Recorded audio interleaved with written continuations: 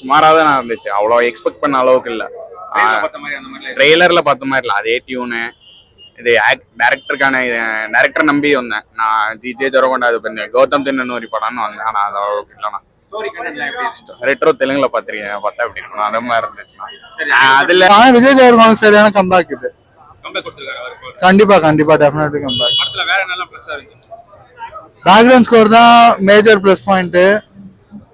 அப்புறம் வந்து அவங்க எடுத்துட்டு இருக்கிற அந்த ஜானர் வந்து 1001 பேட்டர்ன்ல இருந்தாலும் நல்லா இருக்கு பாக்குறதுக்கு.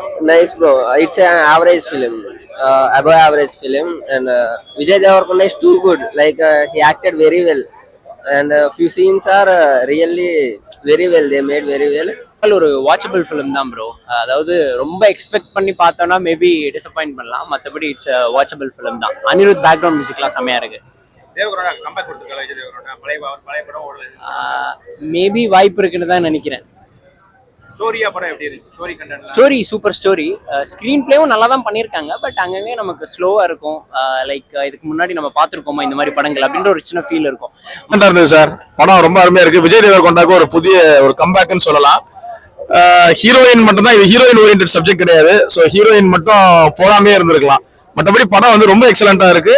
இது ஒரு புது லைஃப் வந்து விஜய் தேவர்கொண்டா கொடுக்கும் நம்புறேன். சூப்பரா பார்க்கலாம் சார். குழந்தைகள் இருந்து வயசானவங்க வரைக்கும் எல்லாருமே என்ஜாய் பண்ணுவாங்க. அனிருத்தோட பிஜிஎம்மும் எக்ஸலண்டா இருந்தது. இருக்குன்னு சொன்னா ரொம்பலாம் சொதப்பல சார். சொதப்புன்னு சொன்னா 2 நிமிஷம் படம் அது லேகா இருக்கு பாத்தீங்களா, அதுதான் சொதப்பலம் தான்.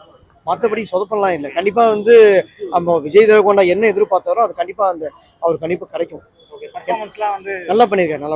அதாவது அவர் எப்ப பாரு வந்து ஒரு லவ் ஸ்டோரியாவோ பார்த்துட்டு ஒரு ரொமான்டிக் காமெடி அந்த மாதிரியே பார்த்துட்டு இதுல கொஞ்சம் அவர் முழுக்க சிரிக்காம எதுவுமே இல்லாம சீரியஸாவே நடிச்சிருக்காரு. அந்த சீரியஸா நடிச்சு தொட்டு கண்டிப்பா வந்து ஆமா நல்லா இருக்காரு. ரெண்டாவது இந்த படத்துல நல்லா பாடி ஃபிட்னஸா எடுத்திருக்காரு பாத்தீங்களா, அதுவே நல்லாதான் இருக்கு.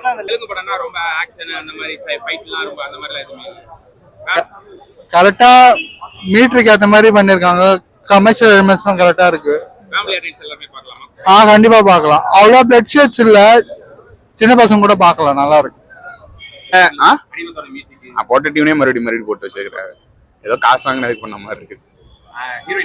ஹீரோயின் 4 சீன் தான் வராங்க. ஹீரோயின் இல்லாமலே பண்ணிருக்கலாம் படம்.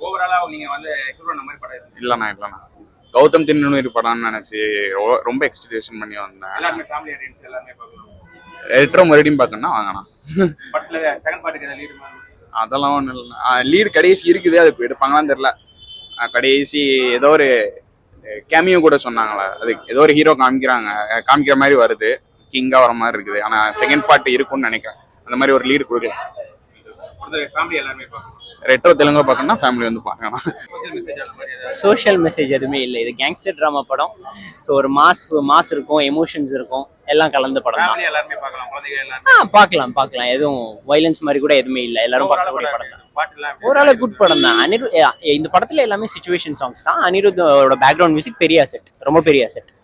Anirudh music is little bit disappointed. They already revealed a few BGMs and all. It didn't get that much attention. So overall experience, it's a one-time watchable flick. With family we can watch. All audience watch this movie. அந்த lock ஆகுதுன்னு சொன்னீங்க, கதையில ஏதாவது கோளாறா இல்ல எப்படி? கதையில கோளாறா இருக்கா? அந்த படம் அப்படி திடீர்னு ஸ்லோ ஆயிடும். அந்த ஸ்லோ மோஷனாவது நமக்கு வந்து அந்த லேக் ஃபீலிங் அப்படியே கொண்டு வந்துடும். ஆனா செகண்ட் ஹாஃப் அந்த ஃபீலிங் வந்து கொண்டு வரல. செகண்ட் ஹாஃப் ரொம்ப ஃபாஸ்டா கொண்டு போயிடுறாங்க. மாஸ் எலிமெண்டா இருந்தது. ஏன்னா கான்ஸ்டபிள் ரோல் அப்படிங்கிற மாதிரி தான். ஆமா பிசிஏ தான் வச்சிருக்காங்க. அவர் பிசியா இருந்துட்டு அவர் திடீர்னு வந்து ஒரு மேலதிகாரி என்ன பண்றாங்க, இவர் போலீஸ் இன்ஃபார்மரா ஸ்ரீலங்காக்கு அனுப்புறாங்க. இவரும் அவரோட அண்ணன் தேடி நிற்காரு. அவர் அண்ணனை தேடி இருக்கும்போது அவர் அண்ணன் வந்து இவர் தான் சொல்லும்போது அவரை போய் அங்க பாக்குறாரு. ஆனா இவர் ஸ்ரீலங்காவுக்கு அந்த மக்களுக்காகவே ஆவறாரா இல்லையான்னு அந்த படத்துல விஜய் தேவரகொண்டாக்கு அந்த மாஸ் இருக்கா?